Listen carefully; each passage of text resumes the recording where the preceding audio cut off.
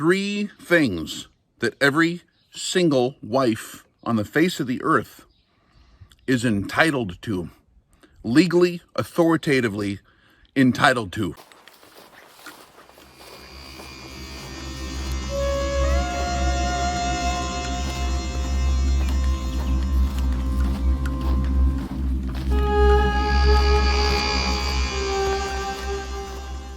According to the most supreme law from the highest place in the universe, okay? So this is not just the supreme law of the land, it's the supreme law of what's below the land, everything in the sea, everything in the sky, everything that in them is, that supreme law. Three things every wife is entitled to. Dudes, listen up. Because this is the source of why maybe it's hard for us to maintain the reins or the controls. We can't really complain about how stuff is going in marriage if we're not even aware of there's three gauges you can basically look at on the dash panel of your marriage. From the book, this is not something I made up. This is not Rex's sage advice. This is ancient 3,500-year-old law. This is what a lot of our, when you look at the traditional Western standards, Judeo-Christian standards that were adopted from, Judaic law, Mosaic law, really, and adopted into common law, Magna Carta, and then the Constitution of the United States. I mean, it's like you see the thin blue line connecting it all the way back to Mount Sinai. So what are the three things? Really simple, but dudes, listen.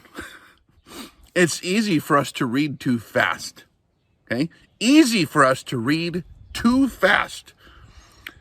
So the context of this can be found right after the 10 commandments were issued from Mount Sinai. And when I say issued, I mean screamed from the top of the mountain, spoken from the voice of him, in a ball of fire on top of Mount Sinai in front of millions of witnesses. Everyone heard it firsthand from his mouth. There's a holiday based after that where we remember that day. I mean, holy smokes, get it? Like smoke and fire came on the mountain, set apart smoke and fire. Yeah. So that actually did happen, according to at least a few million witnesses. And immediately after speaking what we call the 10 commandments, he continues talking. He didn't stop, right? I mean, we got scared and asked for Moses to, okay, you go talk to that. We're too scared. But the commandments the 10 commandments are found in Exodus 20. You go in the next chapter, it continues giving the moral standards, minimum standards. These are not high standards to live up to. These are the minimum standards. Hey, don't murder people. Okay, how hard is that, guys? That's not the center of the bullseye. That's a minimum standard. The center of the bullseye is what was expounded on later by Messiah when he came and said, hey, you have heard it said not to murder each other. I tell you, don't even want to murder each other. How about that? That's the center of the bullseye. Don't aim for just the minimum standards. Aim for the center of the bullseye. And that's what I'm into, is aiming for the center of the bullseye on whatever you're doing in life. Now, if you are like me, I could not survive without my Azer, my helpmeet, my wife. There's no way I would survive. It would be, and if I could, it would be terrible. This is extremely important, guys. And if you want to sustain that deal, these are like laws of physics, laws of gravity. Why the prelude? Because I'm trying to stress this is actually important. Too many people hear but don't do. If you don't do these laws, it doesn't matter if you know them. So you have to do these things. He's giving us advice on how the control panel works on human relationships. And he tells us what we're responsible to do. We are equipped as men with certain skills, certain abilities, and certain, because of those to whom much is given, certain things, much is required. Same thing on their end. They're given a whole different set of skills. thus much is required of them too, from a different angle. Right, what are the three things? So in Exodus, the context is effectively talking about the very lowest class, because this is 3,500 years ago. Do you guys know how bad the world was 3,500 years ago? What kind of horrific atrocities would happen as part of the normal operating procedure of most people on the face of the earth at that time?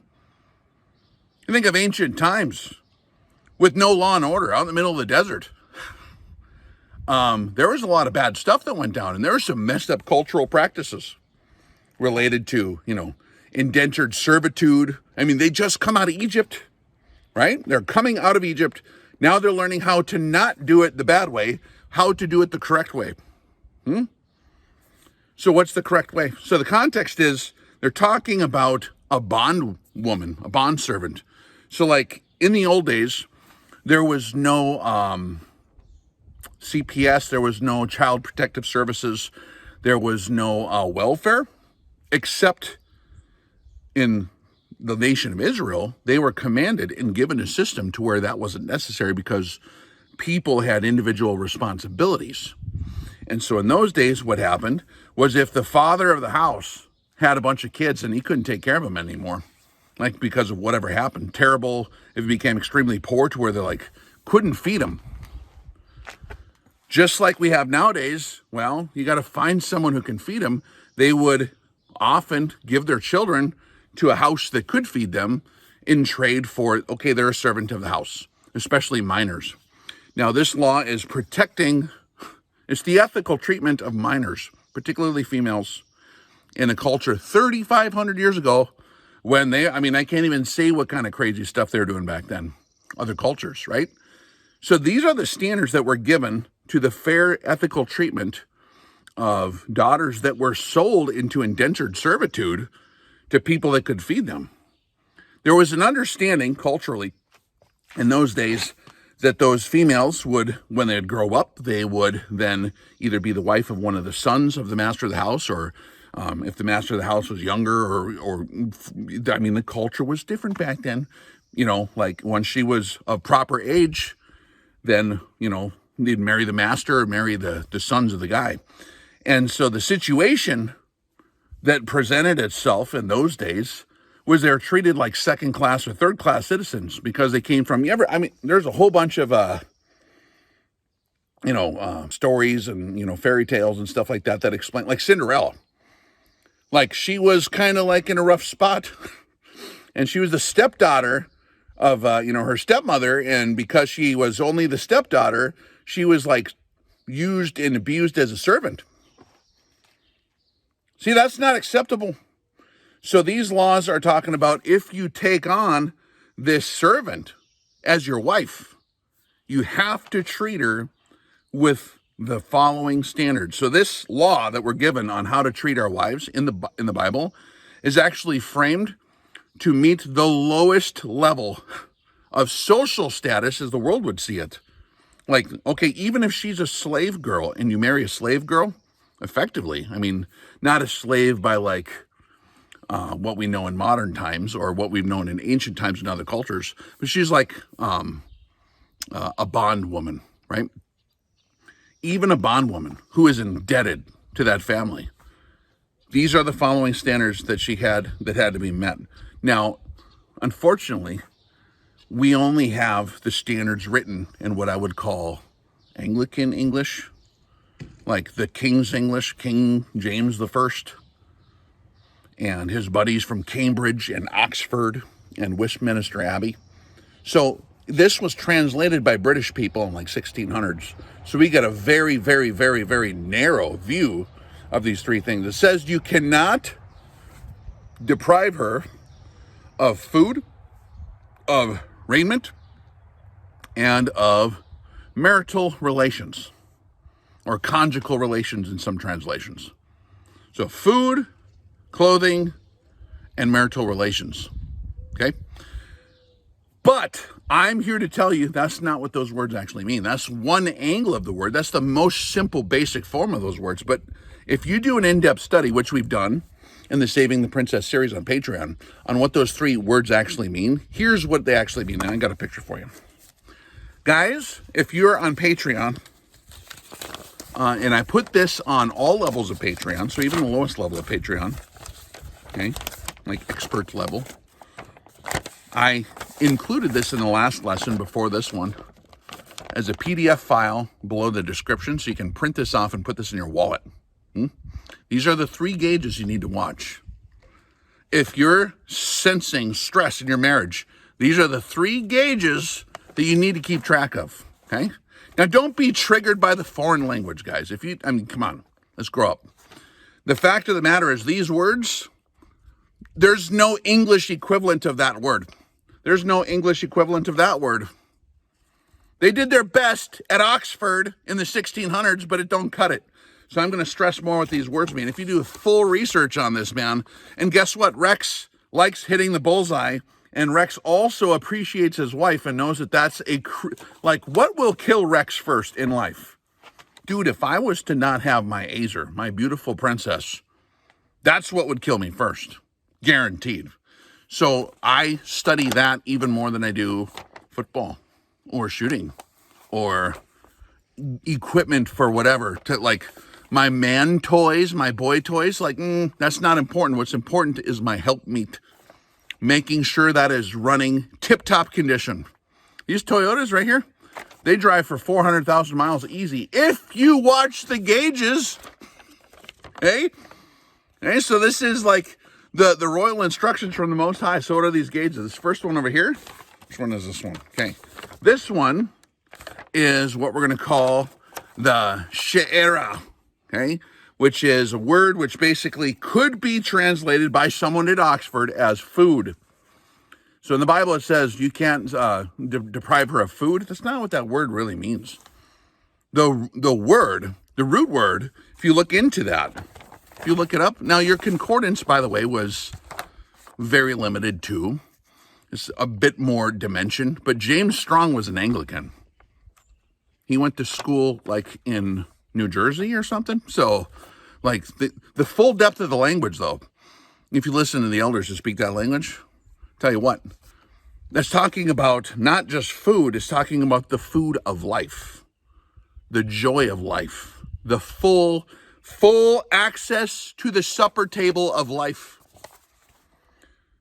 So when you have a wife, even if she's a servant girl with a low social status, came from the gutter, came from the trailer court, whatever, and you rescued the princess, you don't get to hold that above her head. She has full access to the dinner table of life. All the joy of what you have access to as a man, the full access to be a true member of the family, full flesh, full blood access.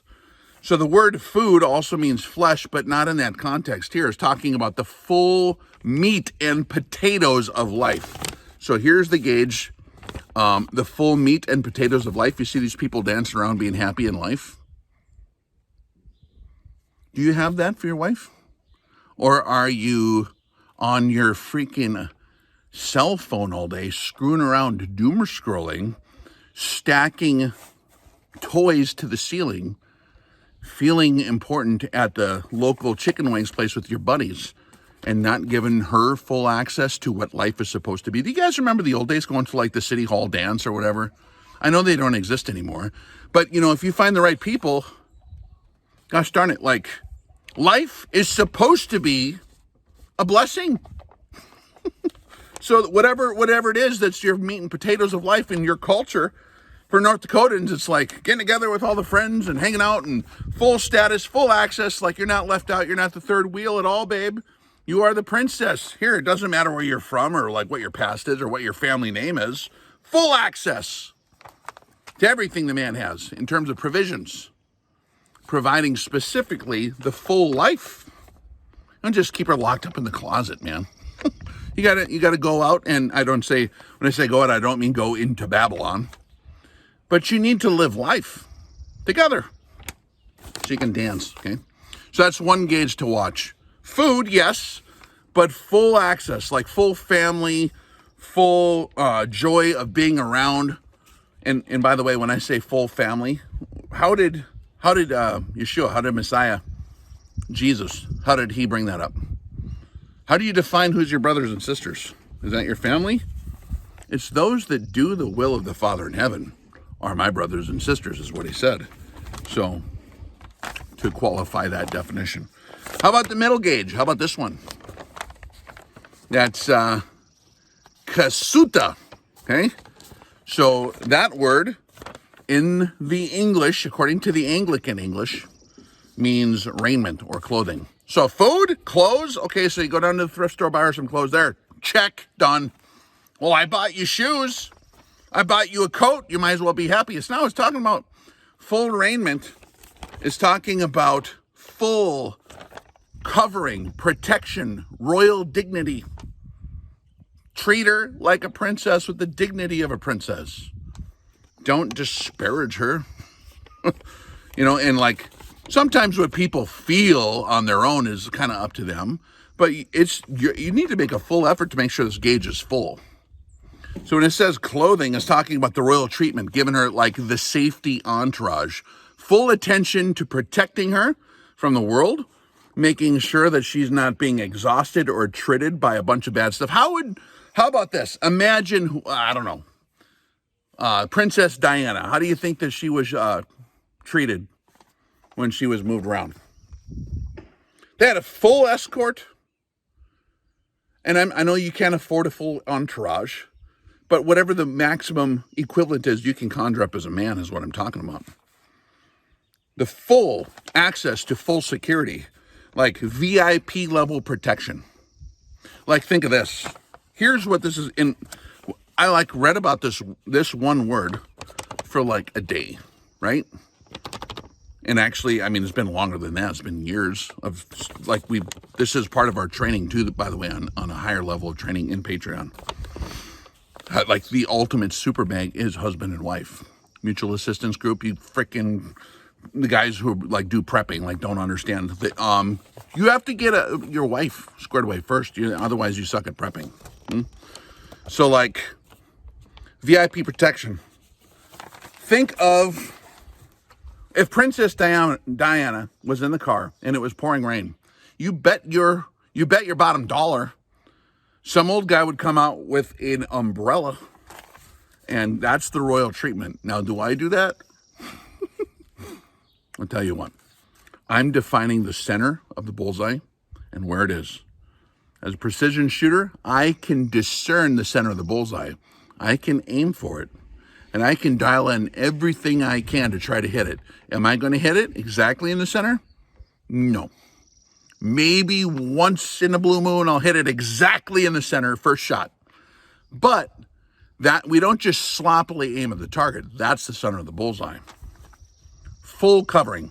Like take off your, what's the Beatles movie, Hard Day's Night? Ringo is helping the lady cross the mud. He takes off his coat. I know, it's a secular reference. And he lays it down in the mud, and the lady takes 2 steps and smiling at him, and he picks up his coat and runs in front of her and lays it down for the mud. And then she falls into like a manhole. But that's the picture. You know what I mean? That type of VIP protection, that kind of covering. You understand? Just like full covering, human dignity. Doesn't matter where she came from or what her performance is or how much money she makes or like what you're like, you treat her and you enforce those standards around her. You know what I mean? That's what they want from their man. I guarantee you, if you just do those 2 things, your marriage is going to be like way better. If you at least aim for him even. Just the effort of the care of trying to, hold on, babe, I'm trying to get this perfect. I'm trying to make a perfect shot. If the wind blows it off and you miss a little bit, they still appreciate that you are trying to hit that bullseye. And actually the act of trying to hit that bullseye is in the same category of hitting it, because that's the point of tamim, perfection, what we're supposed to aim at in life. It's the covenant. He wants us to aim for it, like sincerely. That's what he's looking for. He knows you're not going to hit it every time in life. Don't emote. Well, Rex, you don't do it. Well, I try to aim for it when we all need to slow down and like think more like, what are we doing here? And then how about this one, the last one? Conjugal relations, right? So word here is Onatah. Okay? Now, in the plural, Onata, right? It's her time. So see that? That love? It's not talking about Sierra, Echo, X-ray. It's not talking about that merely. That's part of it.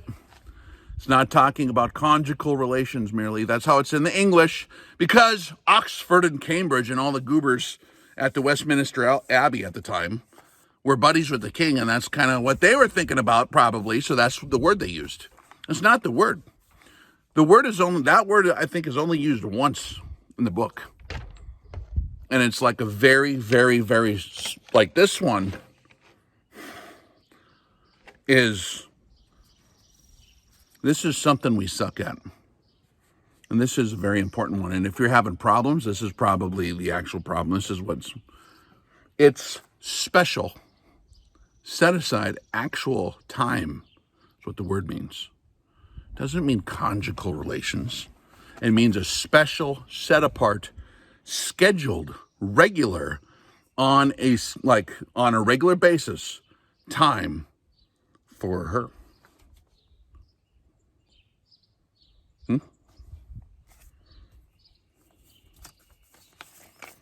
And yes, it's the good time you're supposed to have.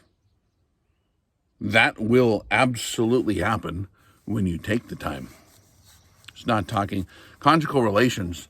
I mean, English is so terrible. Like, it goes straight for the pants every time. It's talking about something so much more than that. Now think of this in the context of 3,500 years ago. You got effectively a slave woman of the house, and the master of the house, if she, when she is ready, like if she gets married to his son, or if he takes her as a wife,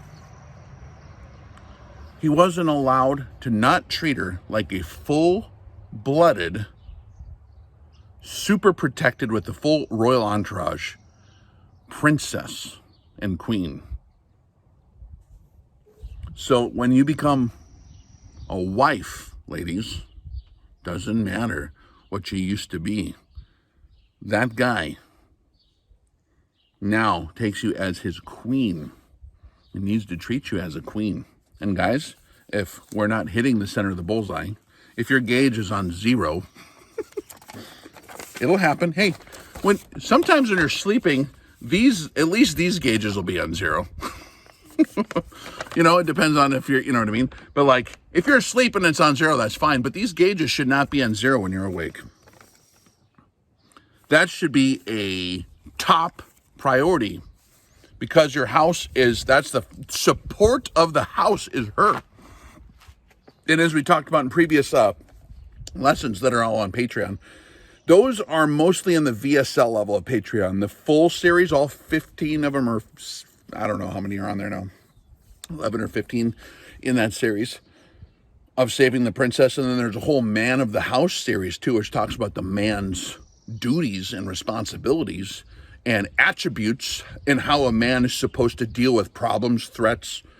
How do you deal with royal protection detail when it comes to your missus?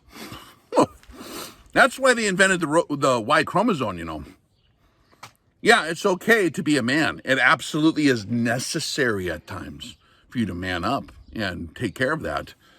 But don't neglect the full meat and potatoes of life and the full royal treatment, the entourage, the dignity, and then the time. Oof. The time. Now think about this in these terms. Marriage is a model of our relationship with him. He's the groom, we're the bride. He intends not to just give us food and clothing. By the way, if you remember, that's what Abraham wanted to be promised too. Well, food and clothing, that seems pretty simple. Just here's a can of beans. It's not what he's talking about. This gives us access to the character of Papa. He wants us not to just have food. He wants us to have the full-blooded access to what he intended for life on earth to be. Garden of Eden level food. Full royal protection. Ever read the story of Exodus? let my people go, and laying down the smack when they don't. It's different than the simplistic, we read too fast. And then what's the last one? Conjugal relations, the consummation. We're waiting for the marriage supper of the Lamb and even unto the consummation. Remember those things in the New Testament? That's, like, I don't get it. That's kind of weird. Yeah, because English people with Victorian language standards and, the King of England or whatever was always thinking with his pants. That's not what the Bible's talking about. It's talking about he wants to give you that special set-aside time to be with him. Whoa. Does that realization make it a little bit easier to execute the first commandment? No. Papa loves us, man, just like we're supposed to love our wives. And in Judgment Day, I bet you, based on all the stuff he said, he will hold us to the same standards and to the same measure that we measured out on those we're responsible to be with. So if you don't let your wife have the access to the meat, and if you just go in, it doesn't matter. Like, what is the meat and potatoes of life you're giving your wife? You're going to get that treatment in the end, The royal protection? How much dignity in royal protection? Now, this has to do, if you really look into that too, the way it's worded and the way it's worded everywhere else. It's talking about not holding the stuff that used to be over our heads to allow us protection specifically from us having our past. Now, does that not echo with all the other stuff that you guys remember that he said? You can comment below all those other things. This is heavy, man. And then I can't even comprehend the creator of the universe, man, wanting to have special set apart time just, you know what I mean, for us. Like, what? Really? Yeah. When he wants us to be the bride, he's talking about full royal status in his house, full-blooded access.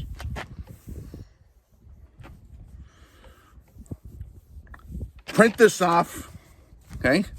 Print this off and put it in your wallets. You can get that on Patreon. I'll leave a link below. I wanted to share this one here because this is important. Hitting this target, guys, to make sure you're actually taking care of your missus is a billion, trillion, zillion times more important than hitting the freaking steel target at 1,000 yards right in the center. A million times more important. I mean, that's cool too. And how are you tracking on this right here? That's the important part. If you guys have any questions, I take questions and answers fully for the patrons who support the operation as reciprocating the blessings. So ask there. I will be in the comments here too, as much as I can. But I always prioritize the patrons' comments. And if they have questions and answers, if you have a serious question and you're on Patreon, I will do a dedicated video for whatever your question is, or if you want me to expound on any of those points more, absolutely PM me in Patreon. For the rest of you, thanks for being here. Share this if you think it was helpful, or share this if you think it'll wake someone up to the responsibilities.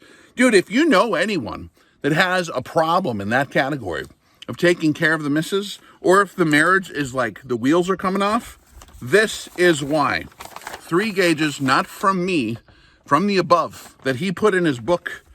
And those are the minimum standards, by the way, not the maximum standards. You can go way beyond. Minimum standards for those of us that are in the lowest possible. He wanted to make darn sure, and he used the lowest social status as the example of how to treat even the slave girls as royalty if they're your wife. Okay? Rock and roll. Rex out.